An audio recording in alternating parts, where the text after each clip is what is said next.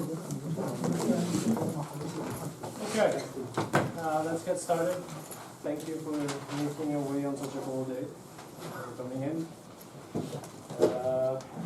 Alright, so we're trying to get to regression, a couple of things. So, homework one, is anybody here still working on homework?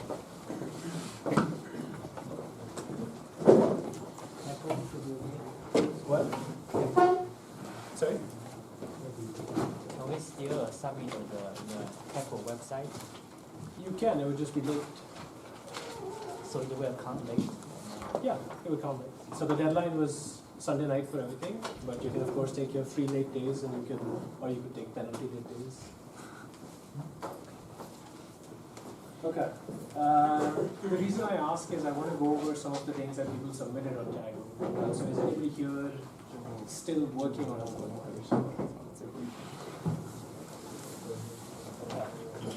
Good reason to not self-identify. So here's what the leaderboard looked like to you. You didn't actually see this squad. You have to be signed in to see how the crowd is doing. This is the performance of everybody, like the best performing method as a function of time. There were some initial advances made, and a couple of incremental ideas that a few people had, and then there was like a huge Usain Bolt type 100-meter record breaking happening at the very end. Here's what the final tally looked like. So on the public leaderboard, 11 people outperformed the TA's entry. But that's, as we told you, that's not what counts. What counts is the private leaderboard, which was on 70% of the data. This was 30%. So some of you were making design choices looking at how well you were doing on this 30%. Excuse me, do we need to choose 5 of them to submit? I think the website takes the top 5 performing or so. Oh, so if we haven't chosen the 5, okay. I forget what the exact setting, the default setting of the website is, but it does something like that. Okay. So this is, according to, yes? So you don't pick, so it doesn't pick one, like which is the best? Why would it pick the 5 top? I think it lets you specify your 5 entries that it wants evaluated on the test set. So you get to specify 5 of your uploads that will be evaluated on the test, and it takes the best performing of those 5, I guess. Okay. If you don't specify, I believe it takes the last 5, or like. Oh. I forget what the. I think it doesn't take the best one because that's. Out of all your entries? I think so.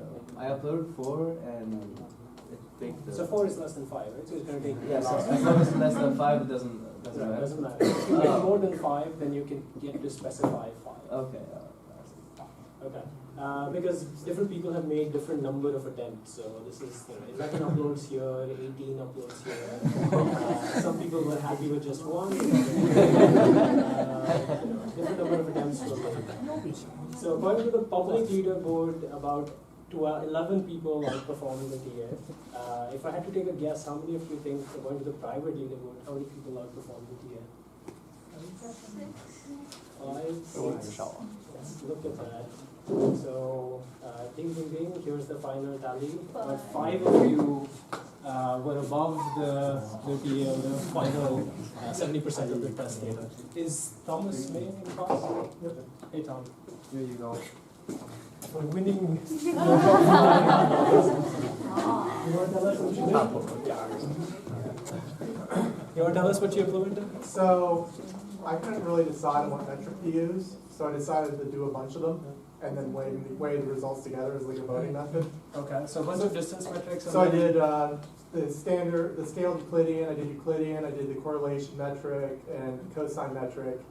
Then I basically did k-nearest neighbors on that, optimized for k, and then sort of just decide which one was the most popular, was how I made my choice. So majority vote after making k-nearest neighbors one of the distance metrics and then doing it. And then before that I reduced the data set using SVD and Okay, so a lot of fancy things going in. Yep. The idea of training multiple models and then doing majority vote is called an ensemble method, and that's something that we'll look at after we've completed the supervised learning part.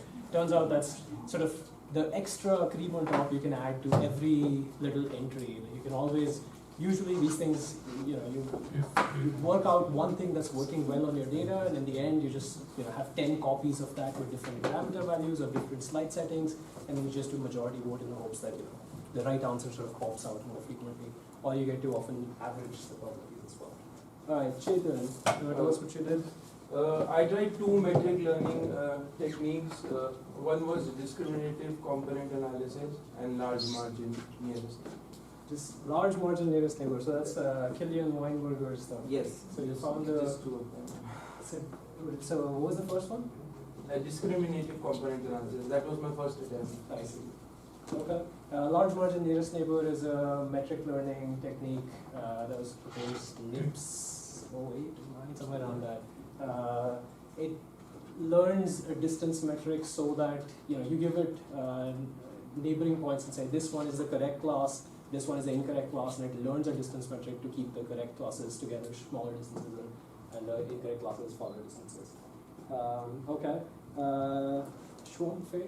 Yes, what did you do? First, I just optimized the k, and then I weighted to the distance of first k neighbors, and then I placed some train data, and then the last step is I put some of my test data to the train data, and then retest my test data. What was that about? What my test is? I think that since the accuracy is 0.76 at the last time, so I just choose 100 test data of each category and place them to the train data, and then But you don't have labels. use my test label last time. Oh, I just so assume it's right, and I I see. choose 100. interesting. So you were already doing like 76% accurate, so you bootstrapped.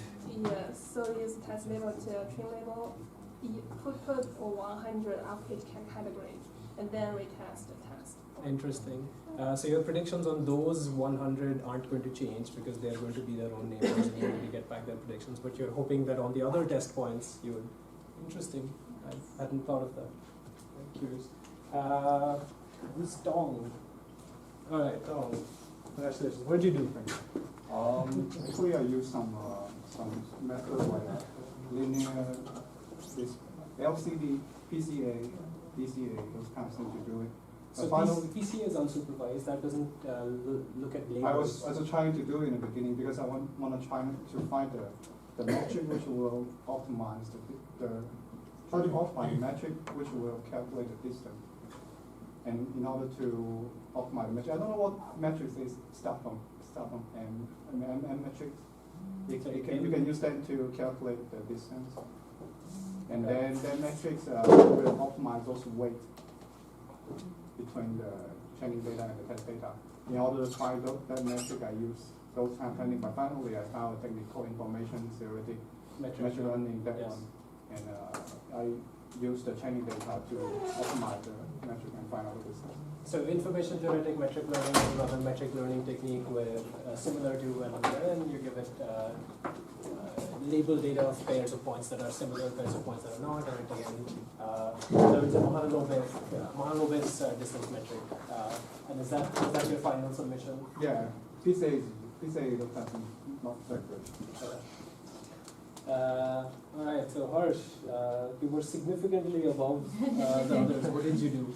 I just did PCA first and LMN, large marches nearest neighbor second.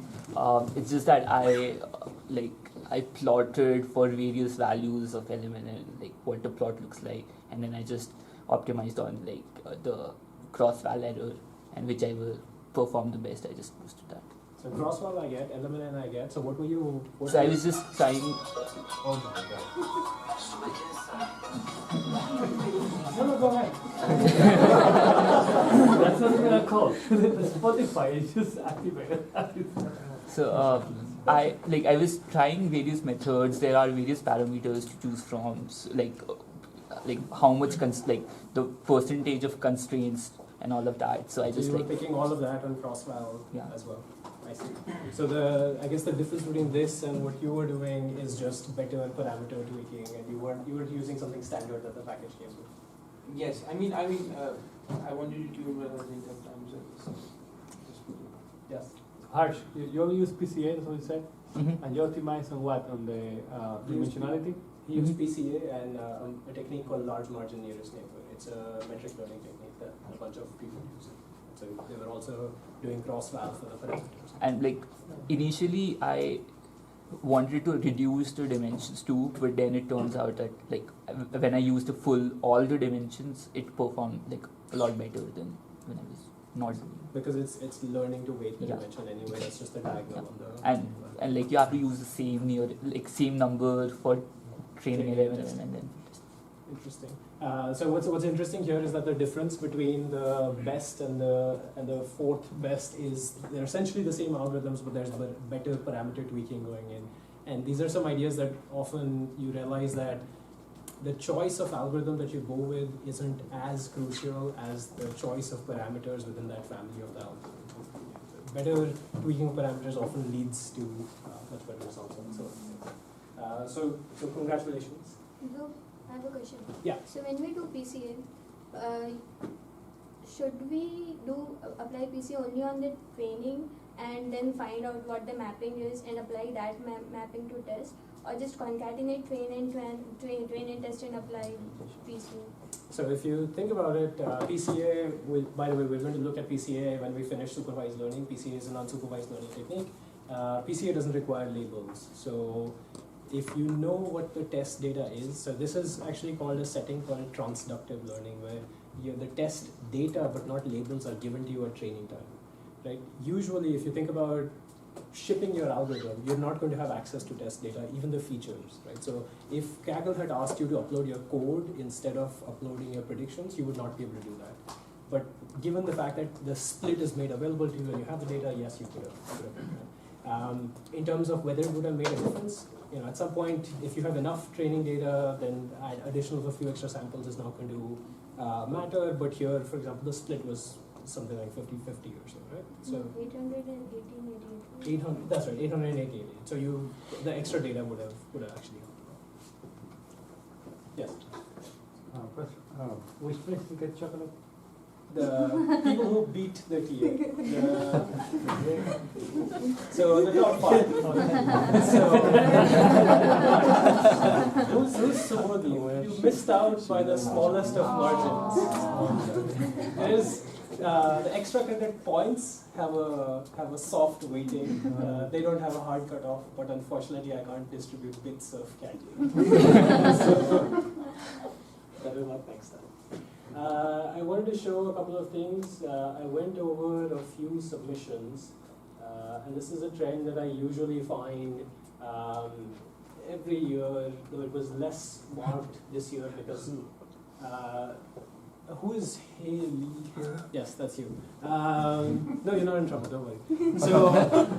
So this is what you were uploading. You couldn't see your numbers on the private ladder. You could only see your number on the public ladder.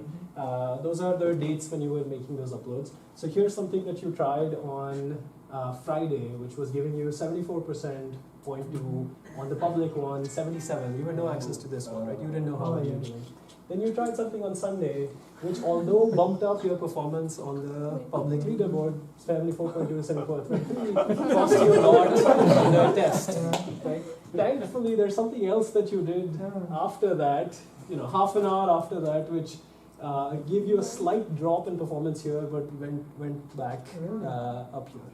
Okay. As a wrong understanding for full stats beginning, but I make a higher Those accuracy. were the same, right? Second and third rows. The It's second fine. and third. Like the same in Oh, public. that's right. They're identical. Oh, did you upload the same thing twice? The description seems different, so I think It's different. I can't see what you did. This is on my screen. I'm trying to remember that.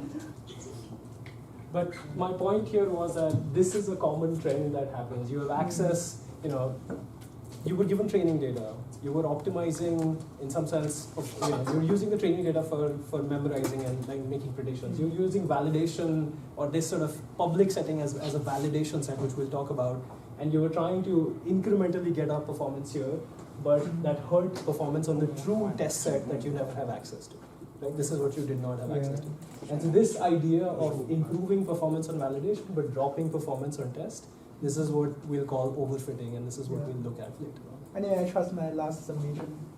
I don't know what it took as your last submission. So this was your last according to TAR. Yeah, that should be my last But one. I think it considers the best from top. It's going to take the best one anyway. So the way to think about this is, this plot is all of us as a community sort of trying different things and making improvements on the validation set or the public leaderboard set. We were making improvements on the test set, but if all of us had made those sort of decisions, at some point our performance on the test set as a community had also come down. Right? Does that make sense? Okay, so that's the idea of overfitting.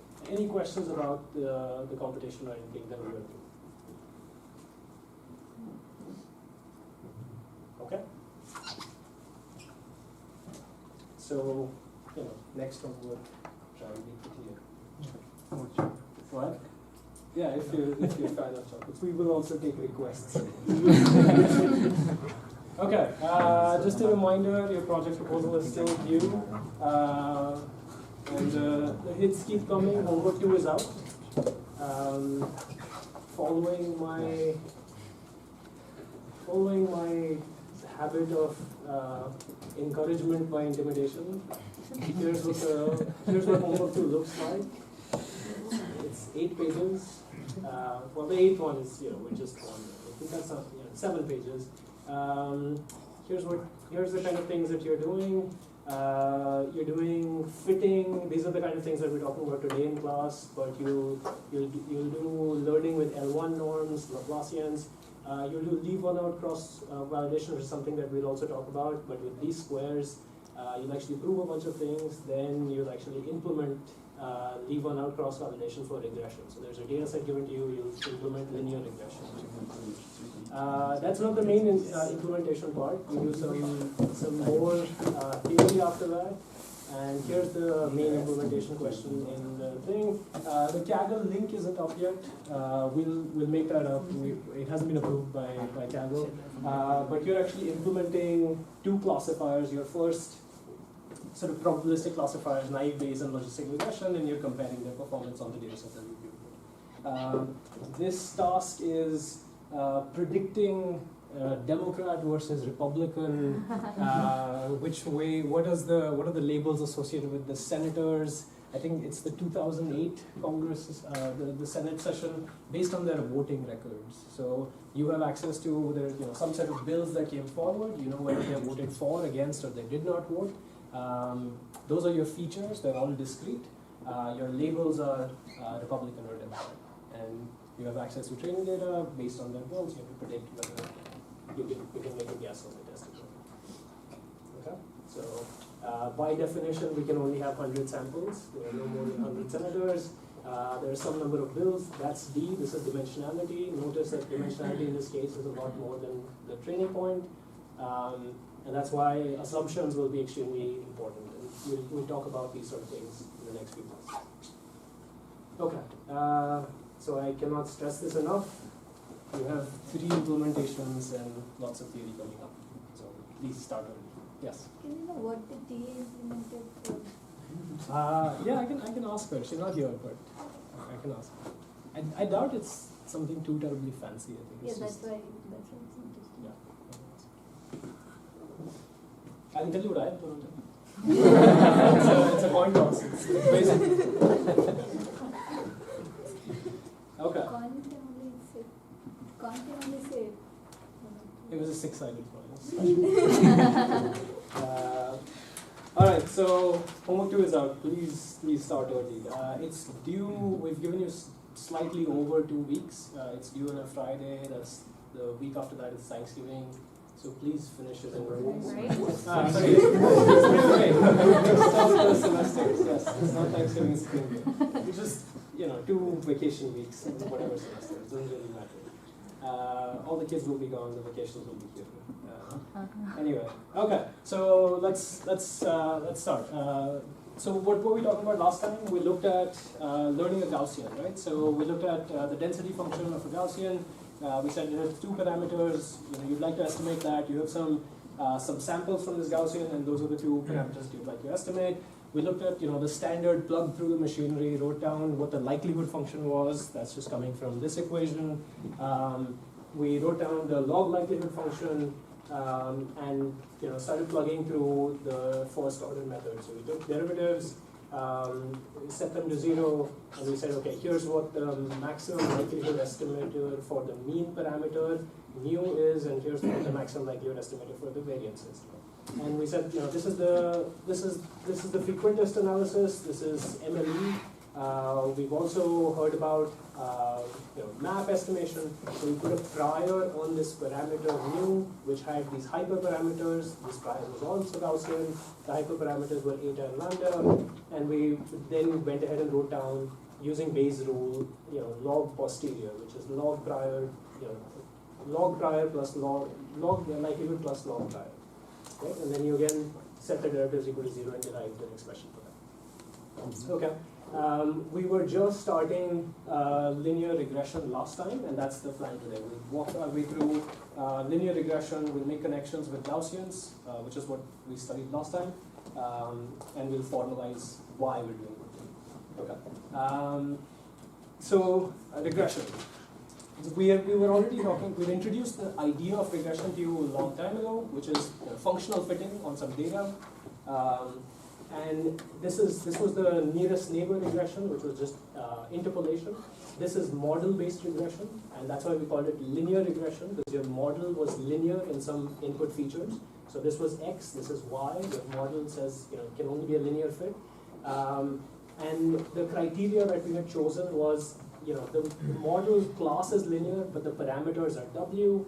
The criteria was squared loss. So on the training data given to me, what is the sum of squared distances from the reality to where my model predicts it, and on what I'm going to use it is on test point. For any test, I can project it onto my model and say this is what the prediction should be.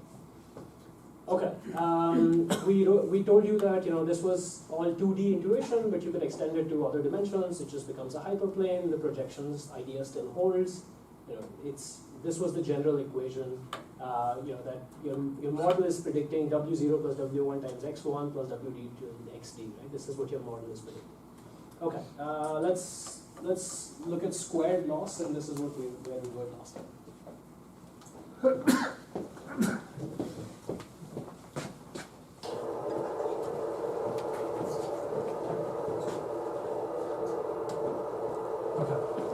So y hat was our prediction, which was W0 plus W1 times X1 plus WD times XD, and we had said that this is some weight vector transpose some X.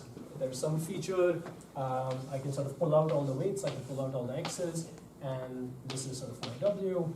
There's a first dimension for X, which is 1, that's the bias feature, if you will, which multiplies the bias weight, and then all the regular features stuff. Right. So, all the way to this is the bias weight, this is the bias feature. It's just because so that we can write this down cleanly in this notation. The loss function that we're working with is 1 over n summation I from 1 to n squared loss. So ground truth minus your prediction squared. This is what you predict. This is what the data set told you. You just take the square of that, average. This is not going to play a big role in the R because you're going to be talking about argmax. This is just a scaling factor. Okay. And we had written this down as 1 over n summation I to n of y I minus w times 2 I. And we had introduced a matrix notation. So now what we can do is we've written down a function. What we can do is we can view this as a multivariate function. Right? This is a function of multiple parameters. We could plug through, we could do the same thing that we did for the Gaussians, right? We could say, I'd like to minimize this loss. I have some parameters. Let me start defining del L by the del W0, the partial derivative with respect to the 0th coordinate, the partial derivative with respect to the first coordinate, and so on. let me set all of them to 0. I'll have d plus 1 unknowns, d plus 1 equations. I'll solve that system of equations. I'll get my answer. Okay. We could do that, but this will end up being quite tedious, and it won't sort of easily illustrate an idea that we want to emphasize. Okay. So we won't do this. We'll do multivariate calculus or matrix or vector calculus, right? We'll do vector derivatives, and then for that we'll have to define a particular notation. And that notation that we wrote down last time was that you have a data matrix, also sometimes called a design matrix,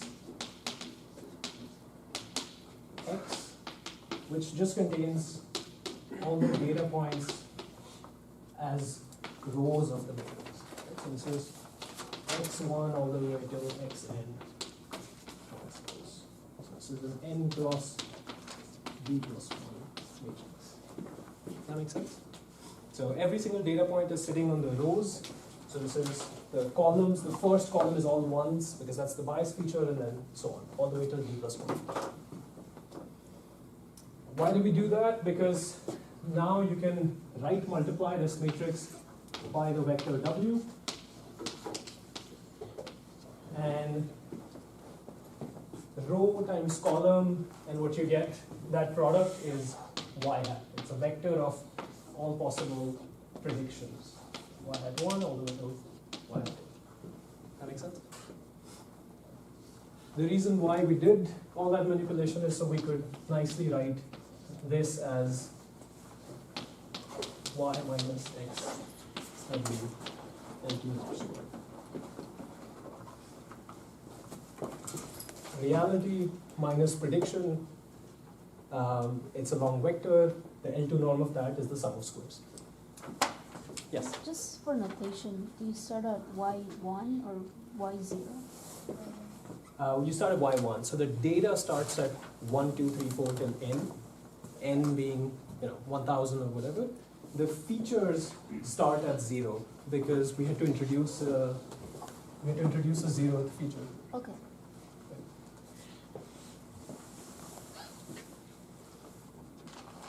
Okay, and we had written this down as this was just this part 1 over n y minus x w transpose y. L2 norm is just a vector transpose itself, and therefore what I get is y transpose y minus 2y transpose x w transpose x w plus w transpose x transpose x w. That makes sense? Just so far, simple sort of vector algebra just written down. Each one of these terms are scalars, by the way, because this entire thing is a scalar. Okay? So now that we've done that, we'd like to treat this as a function that accepts, it's a function of a vector, and it's a scalar function. It gives you a number, right? How well are we doing? This is sum of squares. 10,000 is bad, 0 is good. 0 means perfect fit, right? And what we'd like to do is take the derivative of this scalar with respect to another vector, right? So instead of taking partial derivatives with respect to each one of the coordinates, we're going to take the derivative with respect to a vector. Okay? And this is where it's important to sort of brush up what you remember about vector calculus or matrix calculus, or more specifically, matrix differentiation. So, yes? I'm just trying to understand something. So the W there. Yeah. Is that a set of vectors? No. So I put an arrow every time. So this one is a vector. Mm-hmm. These are the coordinates, W0, W1, all the way to W. Okay. These are the parameters that you'd like to learn. They are going to multiply into your features, right? This is the input data, and that's going to give you a prediction. Does that make sense? Yes. The xw is the whole character, or is x times w? Is a estimation, or is a sorry, X is a matrix, W is a vector. So is X times vector, or is X is a matrix, W is a vector, so it's X times, so matrix times a vector is a vector. Okay. So that's what I'm visually trying to show you. This is a matrix, right? The matrix size is n cross d plus 1. I'm right multiplying that matrix by a vector. The size of the vector is d plus 1, right? So column, row times column, that'll give you a number that's stored here. Does that make sense? Sorry? Okay. So what I'd like to do is remind you of the notation that we're going to use for vector calculus. And then I guess this is going to be important. So x, y are scalars. Vector x, vector y, the arrows denote vectors, and I'm going to always generally use capital X or capital Y for matrices or random variables. And it's confusing because here, just before we were talking about random variables, and here we're talking about matrices. Right? Okay. You're often going to be asked to take derivatives of scalars with respect to other scalars. You know how to do that, right? Functions or y is equal to f of x. You know how to do this. We know this really well. This often becomes tricky when you're taking the derivative of a vector with respect to a scalar, or you're taking the derivative of a matrix with respect to a scalar. And then the opposite of that is derivative of a scalar with respect to a vector, derivative of a vector with respect to another vector, and the other derivative of a scalar with respect to a matrix. So that's the entire matrix of all possible combinations of what you could do. The numerator could be a scalar vector matrix, the denominator could be numerator denominator. What you're taking the derivative with respect to would be a scalar vector matrix. The notation that we will comment that there's actually confusingly there's two standard conventions of writing these things out. The standard convention that we will follow is that the numerator or the thing that is on top that defines the first direction. So we're going to do del of y1 by del x all the way to del of ym by del x.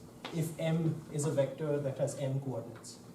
Sorry, if y is a vector that has m coordinates. Does that make sense?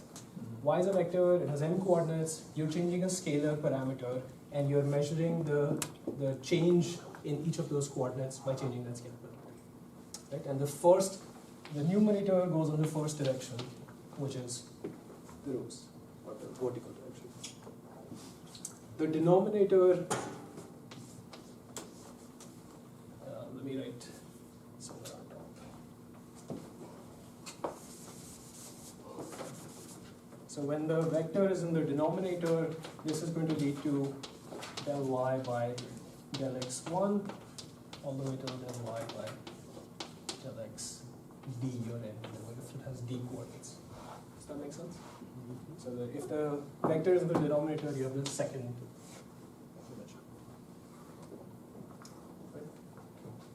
These notations are important, and annoyingly, you'll find text sometimes which has the opposite notation. So they'll define numerators as going that way and denominators as going that way. But we'll sort of follow this one. Okay? And because of it, once you follow this, then the matrix vector derivative with respect to vector becomes a lot cleaner. You just get a ith row, jth column. This becomes a del yi by del xj. Does that make sense? Ith row, jth column. Does that make sense? The numerator is changing here, the denominator is changing here. Okay, why did I introduce all of that? I tried to do pattern matching on this. Right? Which one of the cases is that? That one. Yeah, you're taking the derivative of a scalar with respect to a vector. The vector here is w, the scalar is this squared loss that we're looking for. Okay?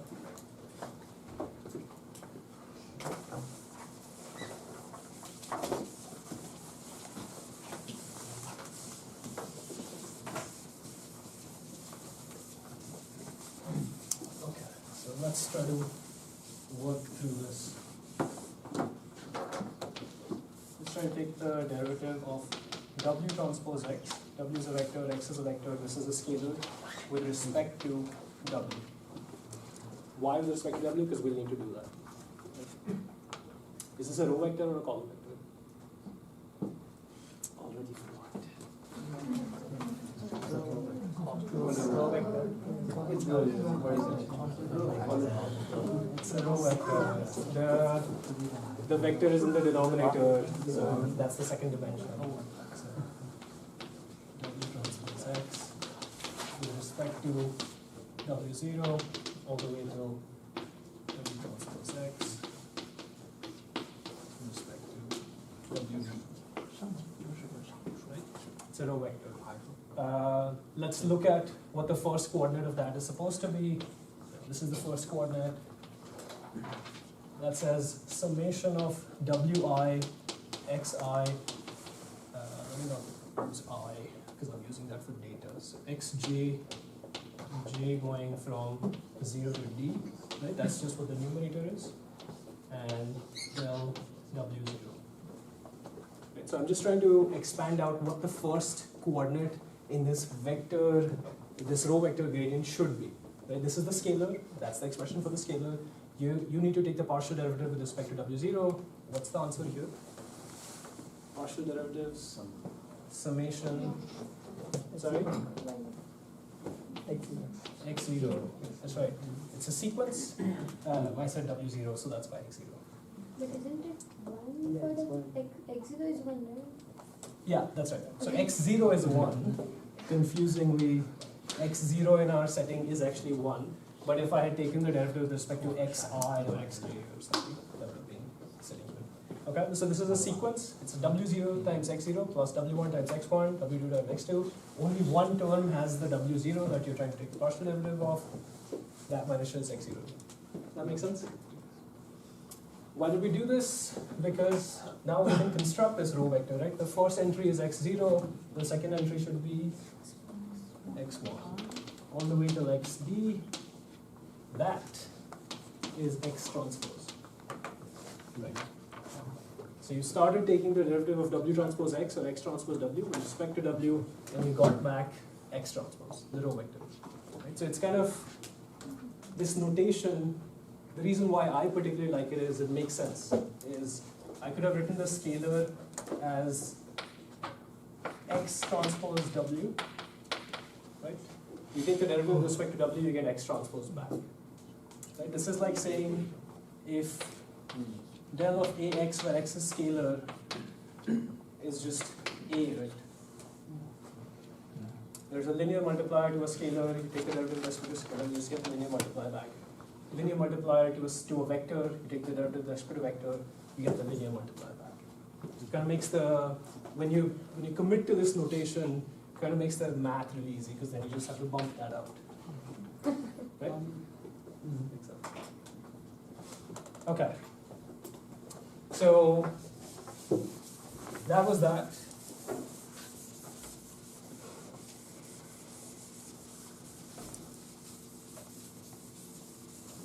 So that was the derivative of this scalar with respect to this vector. The other, so this is a linear form. The other thing we'll need is a quadratic form because that expression right there has a quadratic form with linear form, and we're building up to the derivative of that. So here's a quadratic form.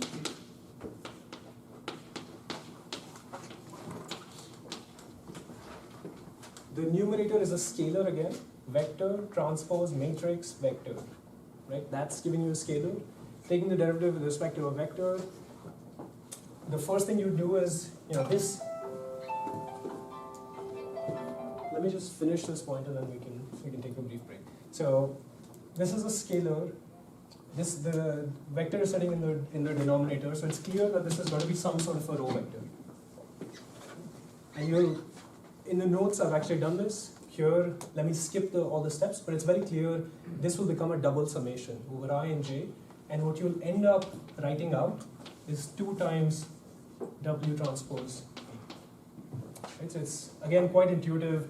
You're just sort of bumping out that W. It's sort of like, A times W squared if W was a scalar, del of, yeah, del with respect to W. If this was all scalars, you would just get back 2A W, right? So it's quite sort of intuitive. You get essentially that back. And this is a matrix times left multiplication. It's quite clear that this is a row vector. That makes sense? Okay, so we have all the, let me just finish out. So we have all the building blocks that we need to take the derivative of this. Let me just set that to 0, and then we can take a look.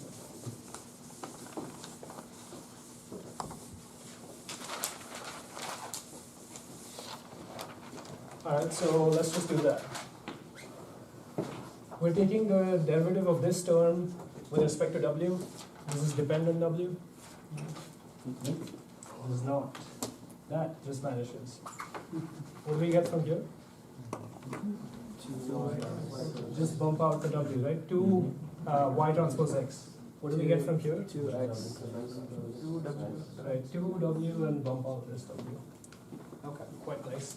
So that leads us to 1 over n minus 2 y transpose x plus 2 w transpose x equals 0. You get w transpose x equals y transpose x. I've just taken this term on the other side, nothing else.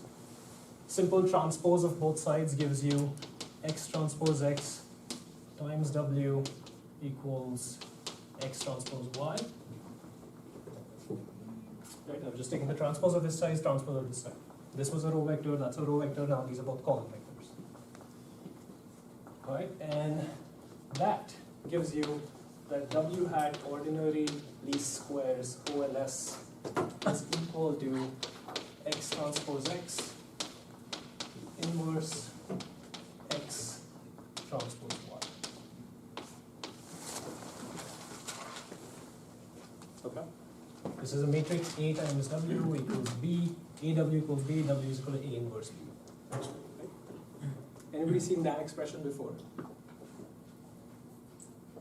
Somewhere you've seen that expression before. Okay, let's take a minute. I'll start with it.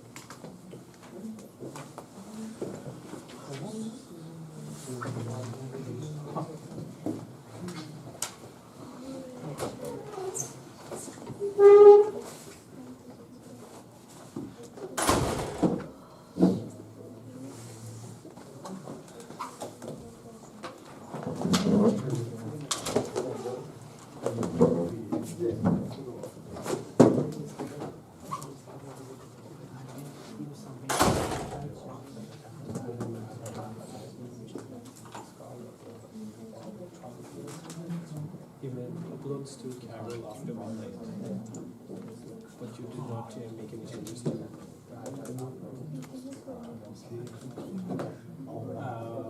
Send the TA and me an email, and what we'll do is, if it's easy, we'll look up your submissions before the deadline. So we won't. You didn't mean to take a late day, is that what you're doing? Okay. Send me an email, and we'll just take the last week's submission. So just the consensus. Yeah.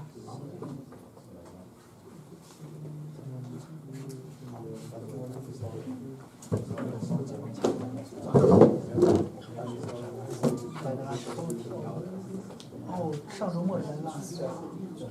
你说作业还是看微信？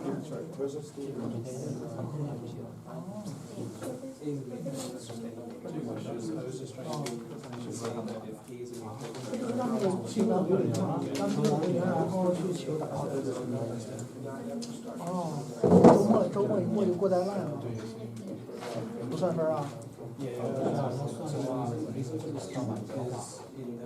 晚交总评有扣分。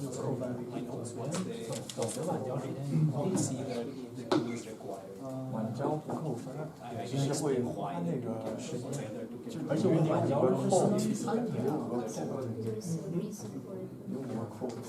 你晚交一天就算进去。哦，那个算进去，如果扣的全来了，你就完了。你们3次过来了。你今天还交了？ Okay. 那怎么会今天不是3吗？ Okay, so let's resume here. So what we do here, we wrote down a loss function. We could have written down a bunch of partial equations. Instead, we wrote down vector form, took the vector derivative, came to this sort of a conclusion. And in some sense, this is the set of those equations. You know, this is the result of solving those set of equations. Right? A couple of notes. This form right here, this part, x transpose x inverse times x transpose, that term is known as the pseudo-inverse of x. Right? So if in MATLAB you do p in of x, where x is the matrix, that's what it's computing. Right? This is the pseudo-inverse of x. Formally it's known as the Moore-Penrose pseudo-inverse, but that's what that thing is. Another way to think of this is if I had given you a system of equations which was x times w equals y. Right? If this was a system of equations, x is a matrix, w is a vector, y is another vector. The solution for that, if x was invertible, would have been w equals x inverse. Right? If x was full rank, if it was square, you know, all the nice things. If as many variables as unknowns, if x was full rank, if it was invertible, you would have gotten this sort of a form. Compare that to this. You know, this is x. This is the notation used for pseudo-inverse of y. With this notation, x plus or t is just this pseudo-inverse. This is linear algebra. It's notation for indicating the fact that you have a system of equations, but they were overdetermined. That's why you were minimizing squared loss, which led to this sort of a solution. So instead of w equals x inverse y, you get x pseudo-inverse y. That makes sense? The other thing to keep in mind is if you try to naively implement this, if you don't call p_inv of x in MATLAB, if you try to actually take your feature matrix, multiply, actually do the inverse, this matrix right here may not be invertible. Here's a simple way of seeing why that may not be invertible. So you have x transpose x. Notice that we had drawn x was a matrix that had the on each of the rows were the data points. Right? So this was an n cross b plus 1 matrix. X transpose is just the transpose of that. It has the data on the columns. Right? This is a d plus 1 cross n matrix. So x transpose x is a d plus 1 times d plus 1 matrix. Right?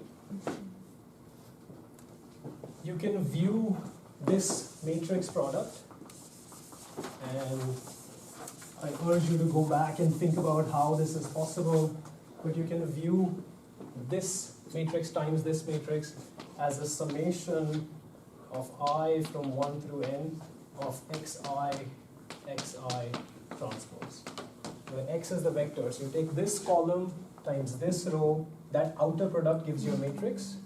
Right? This is a column, this is a row, the product of those two gives you a matrix, the outer product, and you just sum those matrices up for each of the columns here and the rows here. But you can verify that that's true. This matrix, this is true for any matrices, this is just linear algebra 101. This has nothing to do with machine learning. Okay? But the reason why I said that is if you recall homework 0, you had taken a vector BB transpose and you had derived eigenvalues of that. Turns out there's only one non-zero eigenvalue. This matrix has rank 1. Right? There's only one vector xi whose linear combinations or whose linear multiplications exist in that matrix. It's only one direction. And you're adding n of those directions. Right? So you can't get, this matrix cannot possibly have a rank greater than n. Right? So rank is less than n.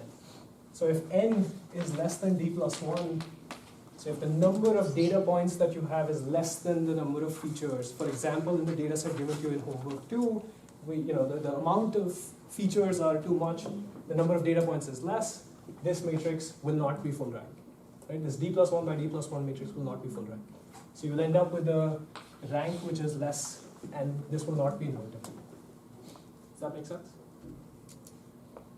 And we'll see how you can fix that in another few slides. That makes sense?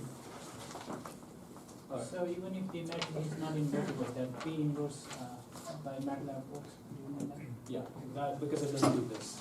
It looks at SVG.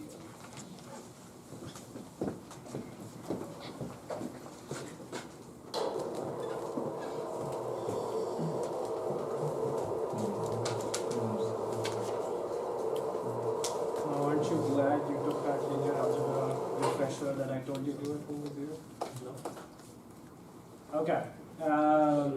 So just to refresh you, here's what we've done. We've written this sort of a matrix notation. We've written the loss function, took the derivative, set that equal to 0, blah, blah, blah.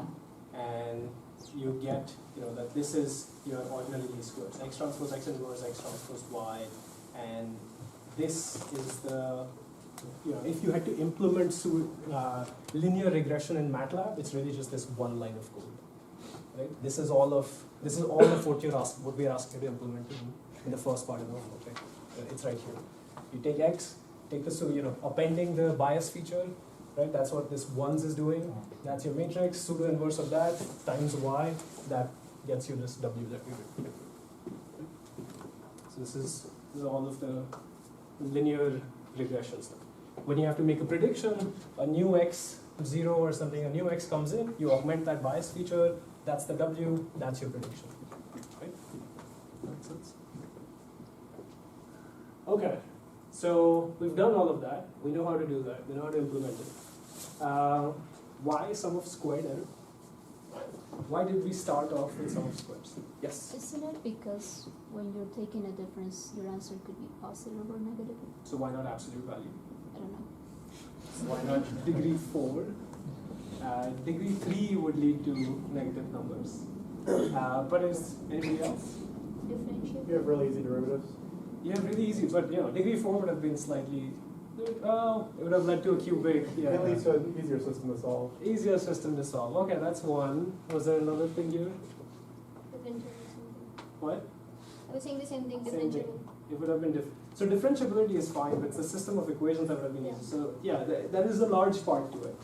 But here's the connection, right? Gaussians. What we'll do is we'll write down a likelihood function. I'll give you a model, and I'll write down maximum likelihood estimation in that model, and it'll end up being least square estimation. Okay? So stay with me for this one.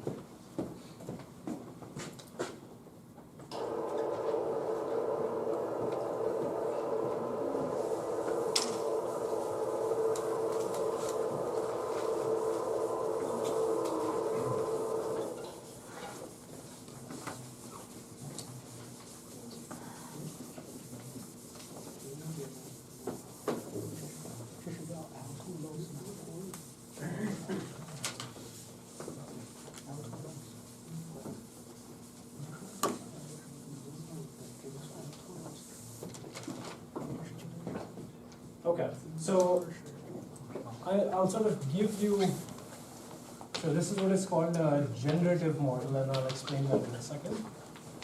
Here's a model. I come to you and I say, I'm going to, and this is where it gets, X is a random variable, not a matrix. I come to you and I sample X from some distribution, right? And I don't specify what that distribution is, that's the there. Okay?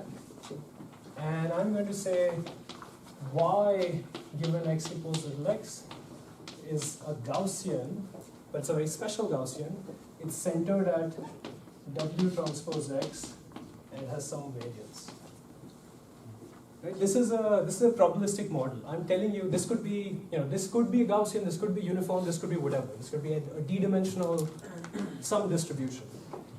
And so I sample this. This is just a number generator. And based on what I get, I'm going to sample this by sampling from a Gaussian. Right? What does this look like? In one-dimensional space, where this is just x1 and this is y, here's what that looks like. Right? This is just any line.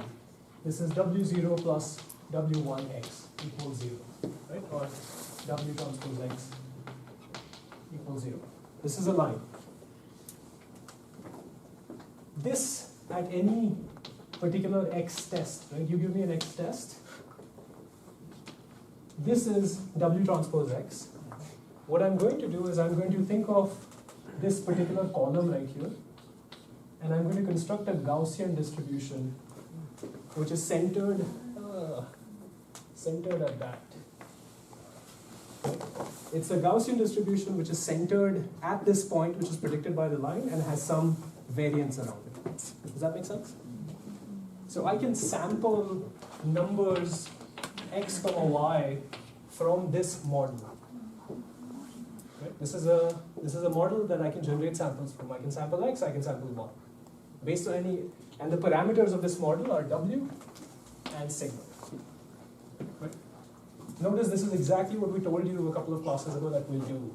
Right? That initially we were only fitting parameters of a Gaussian, but later we're going to fit parameters of conditional Gaussians. Does that make sense? This is an explanation of your data set. An explanation that says the way your data is generated, I don't know how x is generated, but I know how y is generated. The way y is generated is there is some line, you don't know what that line is, but there is some line, you find out where your line predicts, and then you just add some Gaussian noise. Right? Because if this is x given y, then this variable e is equal to y minus w transpose x. Right? The residuals or the errors that we were calling a few slides ago, y is Gaussian, this is the mean, you subtract a constant number, this becomes a zero mean Gaussian. Right? So this is zero mean sigma squared variance Gaussian, that is the noise that is added to your predictions. Does that make sense? Okay, so if that's your model, you have samples from this model, you have a data set, and what I'm going to do is I'm going to write down the MLE estimator for W. We're going to assume sigma squared is constant. Why? Math will be simpler. Right? I'm going to give you that reason for a bunch of things. Alright, so here's what that looks like. So W hat MLE. Remember we did all of that.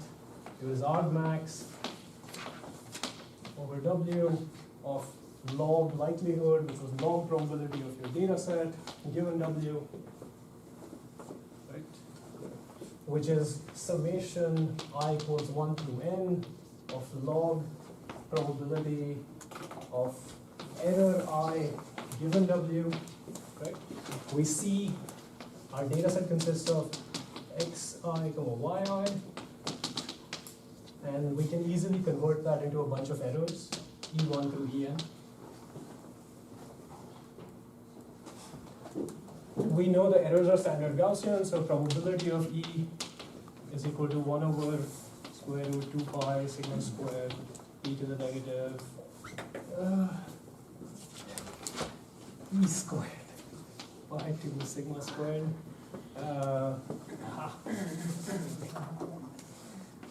Y minus W transpose X squared.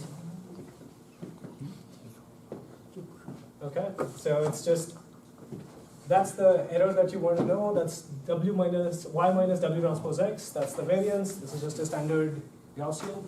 Take the log of that. You'll get a log of this term. The exponent will go away. We'll get one term here. Can people see it happen? 1 to n. You get negative of yi minus W transpose xi squared by 2 sigma squared minus 1 over 2 log sigma squared.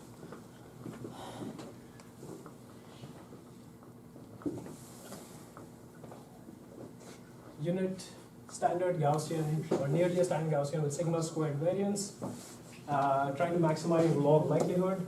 This term does not depend on W.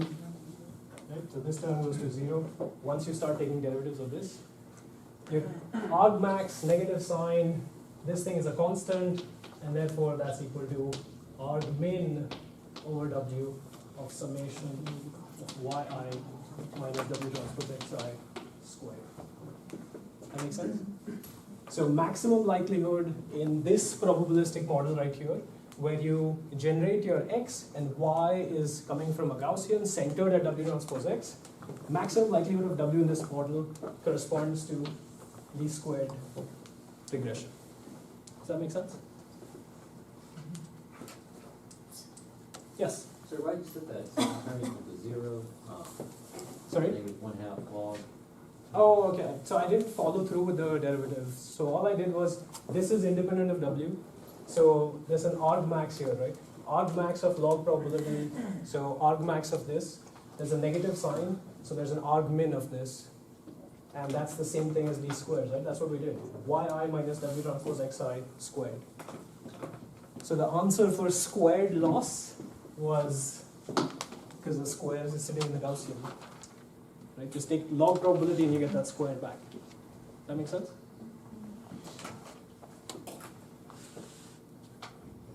Okay. So when you do, even though you may not view it this way, when you do least square fitting or least square regression, the assumption you're making is that your errors are coming from a standard Gaussian. Right? Does that make sense? So even though you may never have a view of probability, that's the implicit connection and the assumption that you're making.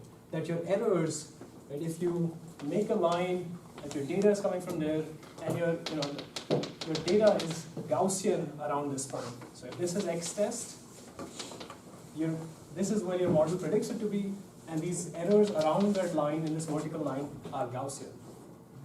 What's an interesting fact about Gaussians? Heavy tails, light tails?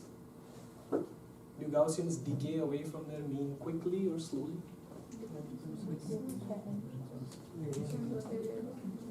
It's a binary question, quickly or slowly? Pretty quickly. Gaussians have e to the negative of y minus mu squared by 2 sigma squared. This, most of the mass of the Gaussians are sitting in some amount of the standard deviations. The tails of the Gaussians are extremely light. The mass under the tails is extremely light. So when you do least squares regression, you're actually assuming that your data cannot be too far away from some model that fits it. Okay? And why is that a problem? That's a problem because, somebody want to guess? Why could that be a problem?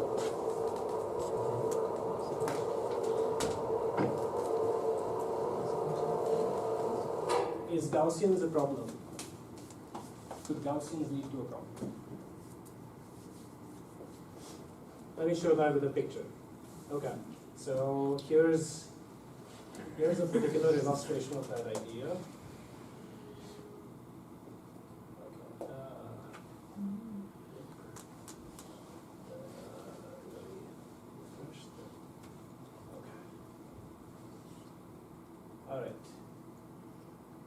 Points. Here's a bunch of points. Here's the least square fit to these points. So far, so good.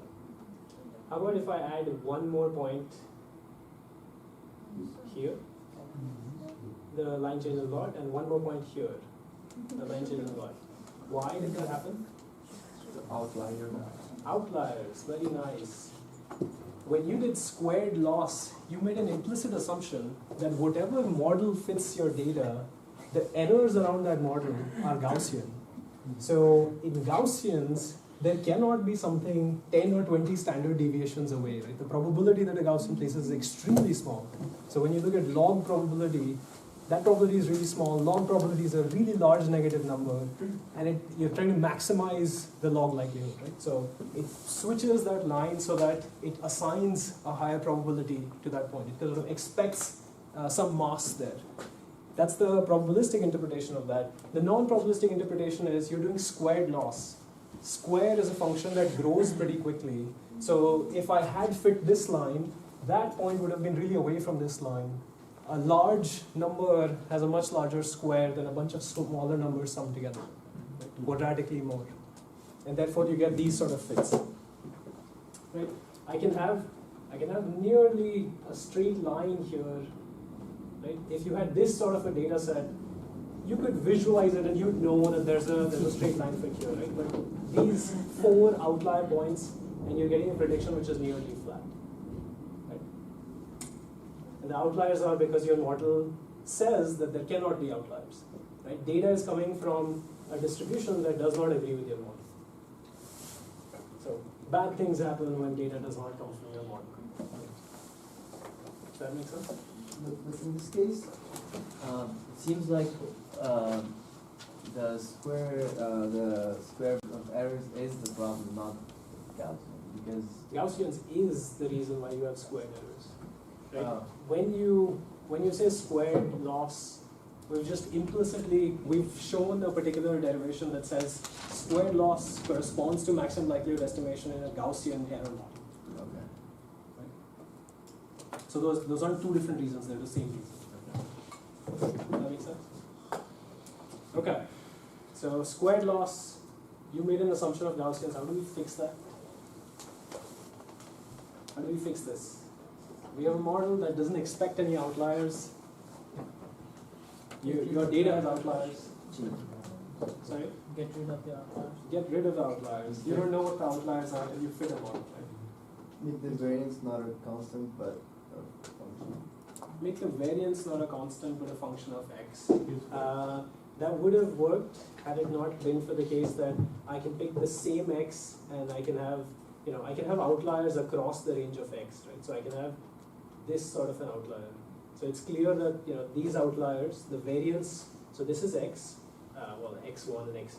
This is x and this is y, and it's clear that the variance doesn't depend on x, right?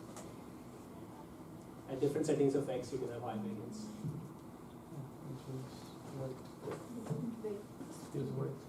Different weights. So Scale. I'm sorry. Hyperparameters. Hyperparameters. Any particular machine learning algorithm, yes, we can add hyperparameters. Here's one way of fixing it. This is the problem that's happening here is you have a distribution which is dying away too quickly, and therefore it does not assign any probability to any outlier. One way of fixing that, which seems extremely counterintuitive, but to expect outliers, right? To expect data that lies away from your model. It feels like the way we should do it is identify outliers and throw them out and do better fitting on the points. But here's one way of fixing that, which is another model that has heavier tails, that expects outliers. So it's not Gaussian anymore. It's not Gaussian anymore, yes.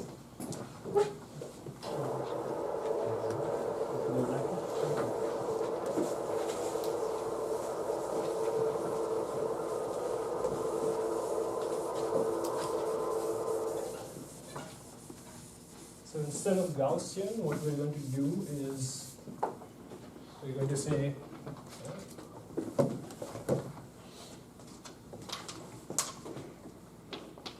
y given x equals Lx is something called a Laplacian distribution, which also has two parameters, W transpose x, and has a variance-like parameter b. And here's what a Laplacian distribution looks like. So we're saying that y comes from Laplace of mu comma b is the same thing as saying that the PDF of little y given mu comma b is equal to 1 over 2b e to the negative y minus mu absolute value divided by b. Here's what that looks like on the x-axis. If this is mu, this is a Laplacian distribution. It's non-differentiable at mu. Just like a Gaussian, it is centered at mu. Right? If you look at that, y greater than mu, this would be positive, and so it would be e to the negative of y minus mu. So it's just an exponential that's decaying away. On this side, y minus mu is negative, so it's just an exponential that's rising. It's just a bunch of two exponentials that have been calculated together. And that's just a normalization constant. Gaussians, roughly speaking, look like that. they have extremely heavy tails, they decay very, very quickly away from the mean. Laplacians die slower because it's e to the negative of absolute value as opposed to e to the negative of squares. Does that make sense? And it's very clear that as soon as you say Laplacian, what's going to happen to that derivation here? Sum of absolute values, exactly. So instead of e to the negative of squares, I get e to the negative of absolute value. Yeah, there's going to be some term here which is a normalization constant, doesn't really matter, and I'm going to end up with least squares. Instead of least squares regression, it would be least absolute value regression. Does that make sense? So making an assumption that you're using absolute value corresponds to implicitly assuming a Laplacian likelihood function or Laplacian noise on your model. Yes? So that's basically decreasing the weight that the outliers have? It's not decreasing the weight, but because the distance, one is squared, one is not. So yeah. What it is doing is it's assigning higher probability. In the probabilistic view, it is assigning higher probability to things that are away from where you expect them to be. In the loss sense, it is penalizing less for things that are far away, right? Before, this was a mistake and you were taking the squared of that mistake. Now you're taking an absolute value, so it's penalizing you less. And visually, here's what that looks like.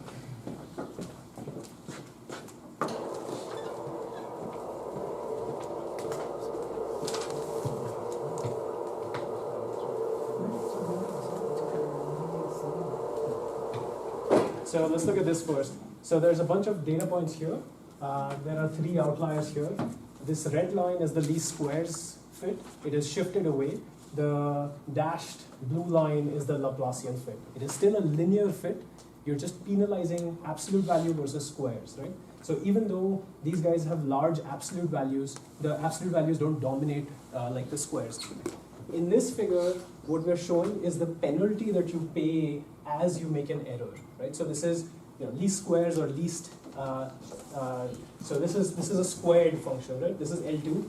The blue line is L1, and so basically the penalty is less for gross outliers, right? Outliers are the ones where the errors are extremely large, right? So the penalty that the outliers have to pay is much smaller than they would have paid for a squared loss. So you could have degree 4 loss, degree 10 loss. You don't want to go there because functions that rise up very quickly are going to penalize outliers extremely high, and so you're going to be extremely sensitive to even having a single outlier. The green line here is something called a Huber loss, which is in between those two. We won't get into that. But looking at this picture, what would you expect a robust loss function to look like? Where a robust loss function is something that is not easily affected by outliers. What do you think should be the characteristics of a robust loss function? More like L1. it should go slow. To die slowly. So we're talking about a loss function, right? So it has to, as you go away from 0, you're making a mistake. Right? This is functions of error, right? Positive errors or negative errors. Shouldn't penalize the error that much. It would be Just right line.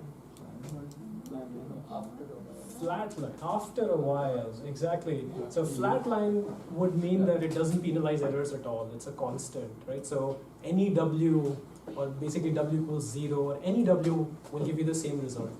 You have to have... Does that mean you have a range of tolerance? Exactly. You have to have some sort of a tolerance where you penalize. And when you start making mistakes that are extremely poor fits to the model, right? This is, on the x-axis is mistake. So when the mistakes grow so large that it's not fitting, here's a line. This is an extremely large mistake. So you don't increase the magnitude of the mistake beyond a particular point. So it would be loss functions that sort of go up like that and then flatten out. Or you would have some sort of a tolerance beyond which they're constant. Why don't we do that? Aside from the fact that maybe we don't know the name of a distribution that it nicely corresponds to. But, even if that was not the criteria. We don't know the tolerance. What? We don't know the tolerance. We don't know the tolerance. You could try to estimate that. Is there something? I'm sorry? It will be discontinuous. Discontinuous is 1, yeah, so if you set a tolerance and it flattened out, that would be discontinuous. But what if it smoothly became, it rose like that and then it sort of smoothly became flat? Then it wouldn't be discontinuous. You don't find too many outliers in that? What? You don't find too many outliers? We don't find too many outliers. So basically I'm saying something like this, why don't we do that? Computational. Yes. Well, it would kind of like completely throw out the data if it was past that cutoff. I mean, like it would be, would it have any relation against? You would have to throw out the data if it was beyond that cutoff. You wouldn't have to, but you would kind of disregard it, like if it was past that cutoff. That's not a bad thing. Okay. That's what we like to do. So if something is away from the line fit, we'd like to penalize a little bit, but once it gets really far away, we'd like it to not have any effect on the penalty, and so you'd like to make it robust, right? You'd like to not have any effect on the penalty, which is what this thing is saying. Close to it, yes, you can have it. After a while, it doesn't really matter if you're 1 meter away from where I predict or 10,000 meters away. So you're clearly an outlier. So why don't we do that? Any guesses?